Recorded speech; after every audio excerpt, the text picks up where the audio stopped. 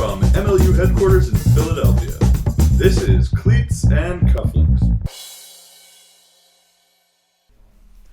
And welcome to Cleats and Cufflinks. Here again with Dusty Rhodes, of course. How are you today, Dusty? Doing pretty well. How are you? I'm doing very well. I wanted to take a minute when we get started here. I think we're going to make a ritual out of this because sweet. It seems like this is going to be a happening. We're going to recognize our ultimate jerseys of the day. So we'll start. You're wearing one. Can you tell us who we have here today? This is a jersey from Lame Duck, which is a DC Women's Masters team. It also says Dame Luck on the bottom, as you can see. Obviously, joking a little bit about the president, all of that, considering it's a DC sort of team and that sort of thing. Did pretty well last year. They lost in quarters at Women's Masters Nationals to the eventual finals loser. So, did all right. Made up of some ex-Scandal players, some other DC area folks, some current Scandal players. So, yeah, they were one of the teams that I managed to watch a little bit while I was playing in the Masters Championship. Oh, very nice. You got to step aside. It's obviously you have to reference politics in a DC team. Scandal. Almost can't help yourself. Lame Duck. Yeah. Yeah. Truck stop is very. Maybe there's something in there. The other one we have is we have Goucher Women's Ultimate in the back there. So Goucher College Women's Ultimate. I don't know a whole lot about the team, to be perfectly honest. What I do know, though, is that that's where Paul Desmarais went to school, who was our content manager for a number of years, living out in LA now. Helped you a lot. A lot of Dusty editing. Very useful to have someone cut down my verbiage. Yes, a little shortening, if you will, a trimming. And also my mother-in-law works there in the admissions office. So Goucher College, shout out to you guys. And just so you know, and I think you do know this, but we are getting a jersey, and we're not going to talk anything about this yet, but we're getting a jersey from a Polish club team, and I'm very excited about that. I talked to that guy the other day. It's on its way. We'll reciprocate with something nice for him. But yeah, if you want to send us a jersey, and some information about your team, unlike Goucher, we'll talk about you a little bit. Just had to figure out what that was by looking at this. Let's identify this by some Facebook posts. This jersey seems to be it's like a Hawaiian shirt. Goucher, that's what it is. No, it's actually Kelsey, who works here in the office, was on that team. So, shout out. So let's talk a little bit about current events, what we've been up to. What we've been up to the last what couple we've been days. doing. I've been busy. I know you were particularly busy yesterday. Yeah. So yesterday was I went and participated in a pub run here in Philadelphia for St. Patrick's Day. I've done this before. I did this a handful of years ago for Tim Johnson's bachelor party, which is an old club teammate of mine, one of my fellow co-captains on Pike for a handful of years. And when we did that originally, only two of us ended up showing up from this bachelor party. So it was the two of us and Tim. We didn't know what we were in for exactly. So the idea is you show up at the Philadelphia Art Museum steps, and you have some Irish coffee. You put down your money for your beverages throughout the day. They take care of ordering them beforehand, so you get to the bar, each one, beverages there. It's always Guinness at each one. About 1.5 miles, maybe 2 miles, depending on the course that you take between each bar. And after doing it the first time, the way that I always thought about this is that's the dumbest thing I've ever done that I would willingly do again. And I would repeat. Willingly. I mean, there are other dumb things you can make me do. But, so this year I repeated it for once and look to go back again because it's... That's what I said about every season of Ultimate in Syracuse. Yeah, so that's actually what I was going to say is that a pub run is really a lot like a Frisbee tournament. Yeah. Because you're running this mile or 1.5 miles, and then you're going to sit down, wait for a little while, drink a beer, a Guinness in this case, low alcohol, lots of good vitamins for you. Lots of vitamins, I think. Your body readily absorbs it. A whole lot of vitamins. You want to sip your water as well. So, you essentially do 10 miles over the course of this thing, and you drink 7 Guinnesses. To me, the running itself, you really just want to be in the lead group. Why? Is that the Peloton? It is, in bicycle. Okay. And that's the exact concept that I'm working with, is that you want to be there first so that you can have the most time sitting down. That's a good strategy. Yeah. Drinking. Yeah. Your Guinness and then your waters. And then so you have the most time to go ahead for the next one. You sit down again inside. This is smart. But the most exciting part for me this time is I decided to rank the Guinnesses. So I've done this run Yes, as well. it's a blast. Like 3 or 4 years, but this was a long time ago. Yeah, my wife actually did the run with you yesterday too. So and there are a number of frisbee players who do it. 'Cause I think it's right up the alley. And there's Fool's Fest is coming up here, which is a classic party and fun. This is a perfect training run for that. So one of the things that you do on this run is we do a lap around Franklin Field. Yeah. And usually, unless you get there first. Yeah, it does a full track lap. Yeah, so you do a full 400 which meters. I never did. I skipped so that's that the every issue. time. If you're not in the first group there, you usually don't get in. So the security guard will stop you from getting in. But when you first get there, you just run in and go. Yeah. But the problem is we went around and then we tried to come back out the same entrance and they told us we couldn't go out that way. So we had to run 200 more meters to go out the far way. But so people keep taking shortcuts in these things because how are you going to stop somebody? Yep. But you come out of Franklin Field and run down, run back up. And at this point, this is where I spotted your wife, Marie, as well as some other folks who I know didn't do the lap. And your competitive nature. And my competitive nature not took allow over that. at this point. And I was like, I got to chase him down. I think I can get up this hill and whatever. Chased him down, started shouting things as I was going by. I was like, you can't be cheating and running out ahead of us. You can't have this. This is like bringing people back to the pack in the peloton. You got to be in charge. I like it. So, all right, so let's get into it because we Quickly, have time. yeah. Let's hear your Guinness rankings. We're going to go from the worst 2016 to first. pub run. Worst to first. And these are Philadelphia establishments. Yes. So if you're looking for someone to hate, I'm not that hard to find. Yeah. The first one at the bottom of the list is City Tap House. City Tap House. Which actually has probably the best overall selection of Fantastic beer of list. anyone on here. But their Guinnesses were crap. I'm going to guess it's because they have so much good beer, they probably don't pour much Guinness. They probably don't pour much Guinness. But so we're there, it's the first stop, and the Guinness is kind of flat. It's kind of like just sitting there. It's a little over bitter. It's all poured and everything, so we don't have to wait. But it's just, it's like the least amount of Guinness that you could properly still call Guinness. Gotcha. It was identifiably Guinness. Okay. So number 7, City Tap House. So number 6, which was coincidentally the 6th stop on the way, was Bourbon and Branch. Bourbon and Branch. Used to be Liberties. Yes. Up in Northern Liberties. And this is a solid Guinness. All right. Why is it a solid Guinness? It's the large format can with the little fizzy the thing in nitro it, can. and they give you a glass. So all right. Solid. Yeah. Number 5, which was also the 5th stop, was Patty Wax. This is working out for you. Yeah, well, just noticed that this Patty time. Wax, number 5. It's a decent pour, good head on it, solid Guinness, crap cup. Okay. Plastic bad cup? cup. Can't have a bad cup? All right. Number 4, Kellyanne's. This is the last stop on the route. So they get all kinds of credit for it. They had food ready for us. They had everything. I love that. All kinds of credit for that. So this is a perfectly average Guinness. All right, right in the middle of the pack. Yes. Not going to complain Perfectly about average. it. Not going to celebrate it. Precisely. Good. All right. And so then number 3, which was, again, the 3rd stop, was Fado. Okay. Or as it was called by many people, Fado. Good place to watch the footy. Yes, and this is terrible place on a Saturday night. It was an above average pour. Okay. So the pour was about perfect.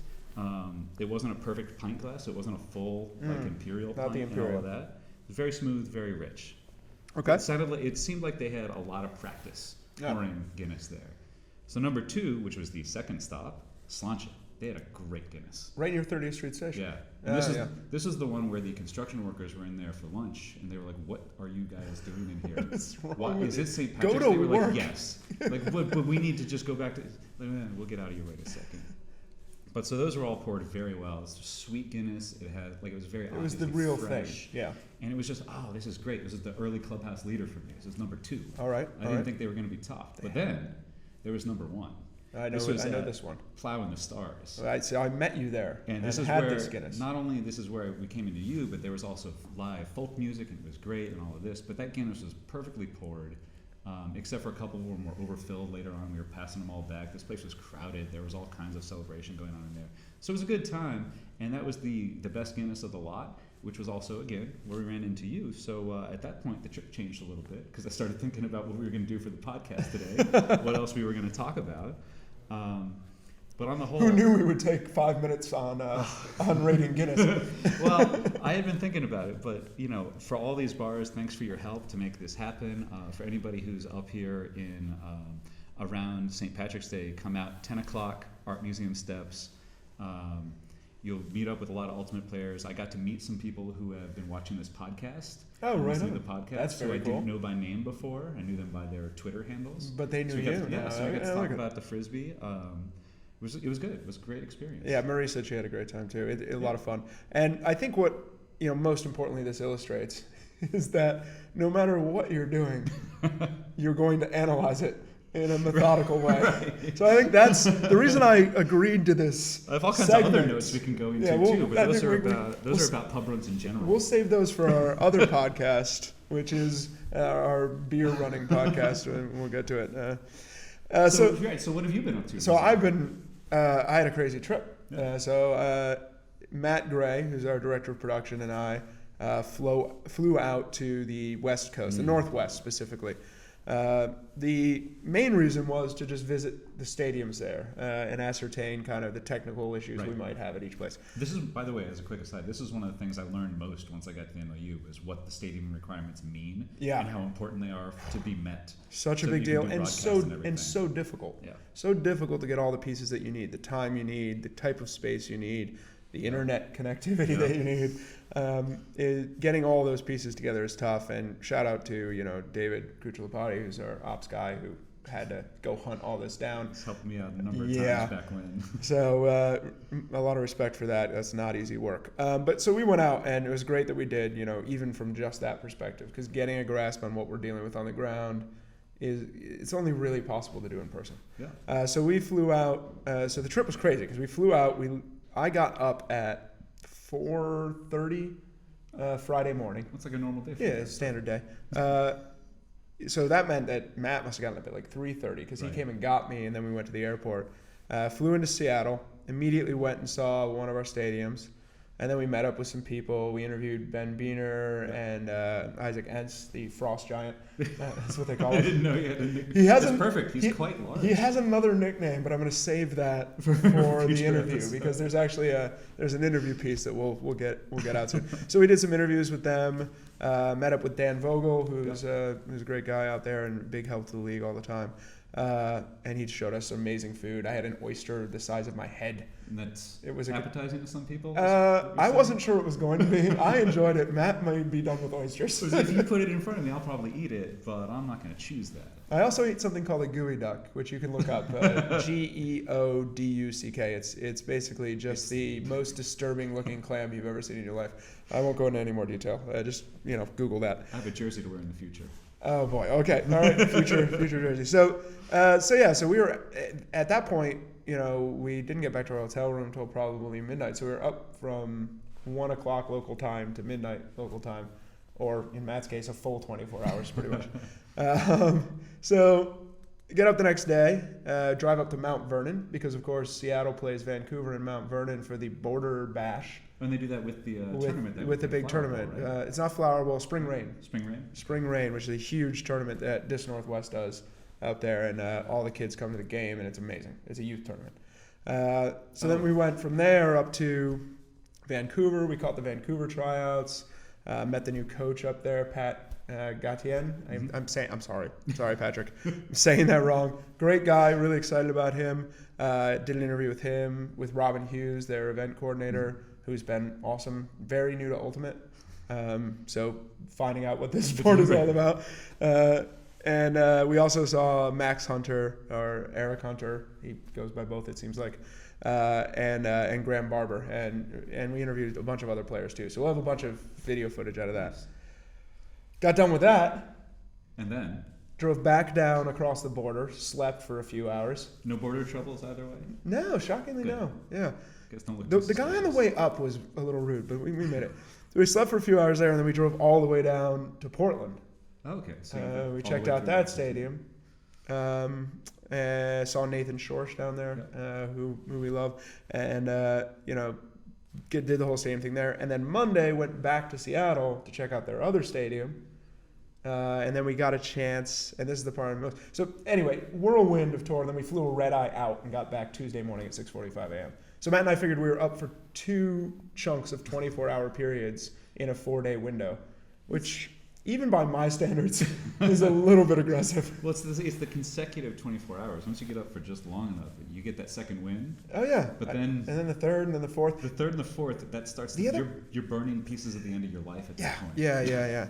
I think it was the other part was that the Northwest sucks it out of you by just raining on you the entire time you're there. I gotta tell you, every time I go out there, it's sunny and nice. I don't. That's You what just don't believe it? I used to say that, and then I found out what it's really like there. But I wanted to get to the thing I really wanted to get to was when we went to Seattle.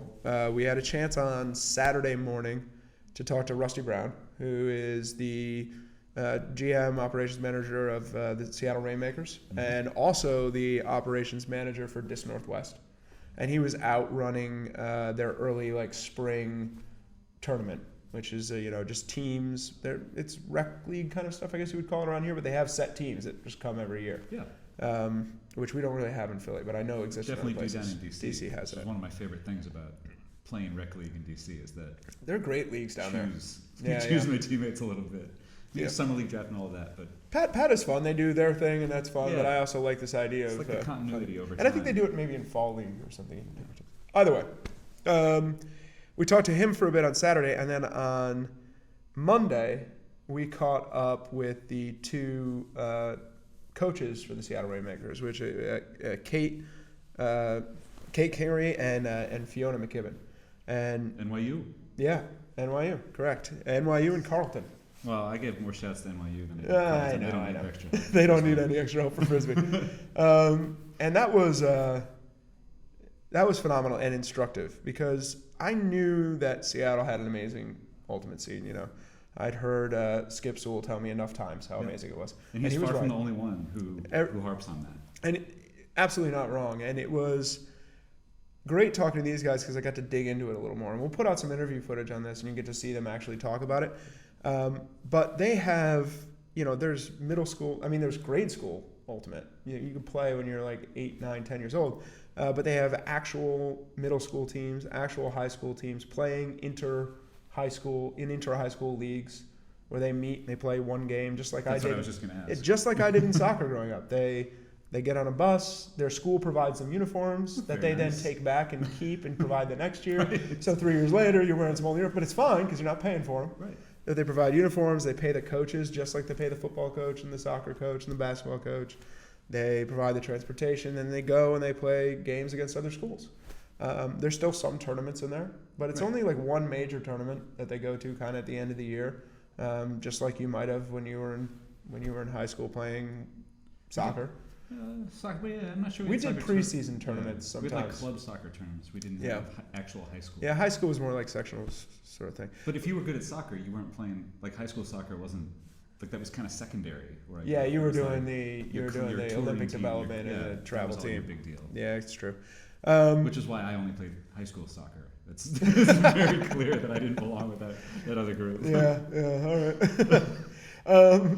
But what kept coming up, and I'm like, how are they doing this, right? Because we've seen petitions come from Vermont, from places in the Midwest. Various places are petitioning New York recently to get ultimate recognized as a varsity sport in high schools because for a lot of kids, it seems like, and what I keep hearing from the kids that are putting these petitions forward, there's a big burden put on them in terms of organization, finding a coach, finding field space, getting jerseys, managing travel. And they're very interested in having someone take that organization and stuff over. And Seattle has managed to do that. And what kept coming up was the reason they were able to do that is because of coaching. According to Kate and Fiona when we were talking to them, almost every player they know coaches. And they coach 3 teams. Right. They coach the varsity girls team in the spring, varsity boys team in the fall, a middle school mixed team. I don't know. They're coaching constantly, and the Rainmakers. Because why not? Let's throw something else on there. And by the way, the Rainmakers are going to be really good because they're smart. Very good. They really are. They're just so you've seen a little bit of the minds. foundation that they're laying for this coming season. Oh man, I watched them coach the high school girls team, and I'm like, if they're doing that, they're gonna be good. No, they're gonna be incredible. but that was the big thing that kept coming back to, is coaching, and how coaching feeds the game, and how it feeds kind of the structure of the game, and how it feeds the overall culture. So, and I've been talking a lot. I'm not even making you sit there right now, but I'm going to keep going. I wasn't in Seattle, so there's no other way for me to find out about it. I'm filling you in on this. So I started to think about that a lot. I started to think, like, our thing that we're doing in the MLU, but also that is being done with USAU and with AUDL and all these other entities, USA Flatball and the college series and high school USA youth programs. And all of this. USA Go Ultimate, yes. All that stuff that's being done is trying to take the sport and move it up a level in legitimacy, in recognition, and in participation, right? And it mirrors, I'm a big soccer fan. I do know that. Yeah. It mirrors kind of USA Soccer and their goal to move up and change the level of legitimacy of US Soccer. And I was listening to Christian Seifert, who's the CEO of the Bundesliga. Oh. German soccer. You enjoy it. I watch the Bundesliga just so I'm familiar with the teams that are going on to Champions League. Because as we say many, many times, I only care about soccer for Champions League and World Cup. Yes, the rest I'm of it's aware. all kind of. I'm aware. I'll win you over at some Play point. with the big boys or go home. Play for your country or what's it worth? Yeah, true. Fair. We'll get into that further. But anyway, Seifert was saying that the thing that German soccer did when it was trying to revitalize itself, and because they went through a period where they were having trouble, was they identified coaching as the primary issue. Yeah. Because the key to growing a league is to find and educate talent. So they were successful in this. I mean, there's 7 teams in the Champions League, which you love, and 6 of them are coached by Germans. Right. There's English Premier League teams in there, but none of them are coached by English then there's the United States men's national team, also coached by German. They make a lot of nice coaches. This is what we're saying. And he also mentioned that China a little bit ago was like, hey, we want soccer to be a thing in China. Much in the same way we're saying we want Ultimate to be a thing here, right? Bigger thing. They wanted soccer to be a thing in China. So the very first thing they did was go out and train 300,000 coaches. Because it's China. The scale's just bigger.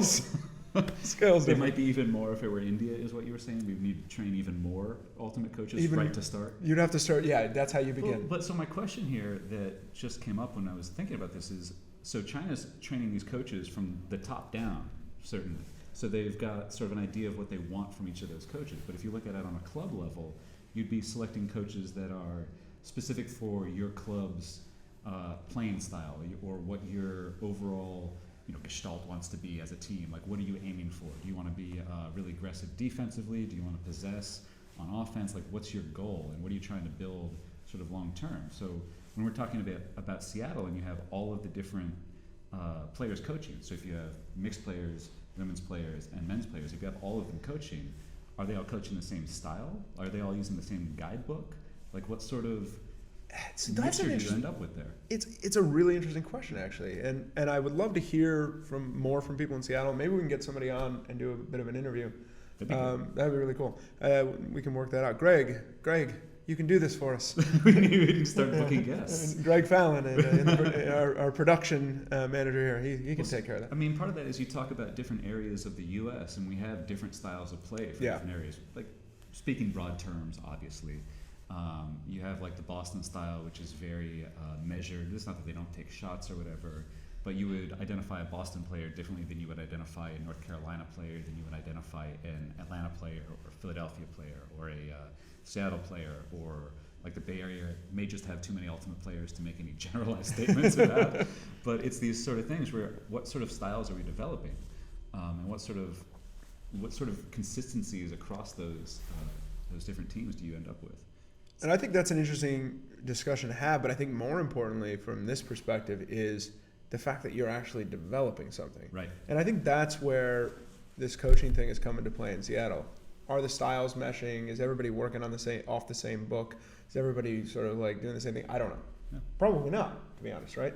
But what they're doing is they're identifying and educating talent. And that's a thing that is at the core of growing a sport. you have to have somebody going out there and finding people who are good at it, like who have the raw talent. Because there's tons of talent in every one of these cities. Even cities that have lagged behind on the national level in terms of their participation in the club series or in the national teams, even those areas have plenty of talent. It's the ability to identify and educate it that they lack. And so when we talk about coaches and the need for coaches, we're really talking about a specific kind of coach that we need. And not that specific maybe, but there is a type of coach we need. It's a coach that's interested in player development. Right. It's Will Smolinski, right? Right. And it's what I saw in Seattle. It's the difference between maximizing what you can get out of the players that you have versus trying to maximize those individual players and then sorting out what you have later. It's not that you can't do both. Sure. Best coaches do both. Yeah. And every coach that we mentioned here does some part of each thing. But when we talk about coaches, it's the coach who says, I see that player make 7 cuts and I can tell you whether that player should be playing at the highest level or not. That's the coach that you want managing in game. That's not necessarily the coach that you want to develop that player because they don't have the possibly even false belief that that player can be better. If you are a coach who looks at a player and all you see is the possibility and the things that they can be, you're a developmental coach. You want to make that player into something else as opposed to seeing them as individual tools that you use on the field and you deploy in one way or the other. Yeah, and I feel like, I saw this particularly with Fiona when I spoke with her, is that she grew up in the Seattle system. Yeah. So she came up through that. And I think that there's a thing there because you're starting kids in middle school or even younger. There's an idea that, you can't not look at the possibility. Otherwise, you're not going to see anything. Right. Because all there is youth players. Right? All there is possibility there, right? Or not. I mean, some people just can't play. We know this is true. But all there is possibility. And I think that right now, with our sport, our best resource for coaches are players. Right now, it's not that if you're still in the game and you're still playing, the people who go and get back, and there's tons of people that do this. I don't want to in any way say there aren't tons of people that do this.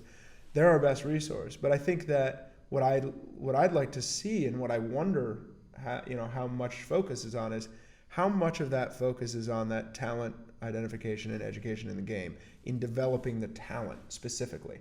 I think the cultural stuff around Ultimate is really good, and I feel like coaching often focuses a lot on that. Yeah. And we love that part of Ultimate as players. So it makes it all work. Yeah. But I'm curious as to how much sort of systematic understanding there is of developing talent in its raw form. When we talk about that, who teaches the coaches how to find and develop talent? Who was the coach that they learned how to do that from? Or did they learn how to do that? Or are they just assuming that they know how to and they'll figure it out as they go? Like lots of folks are smart enough to do that and are diligent enough to put in the work.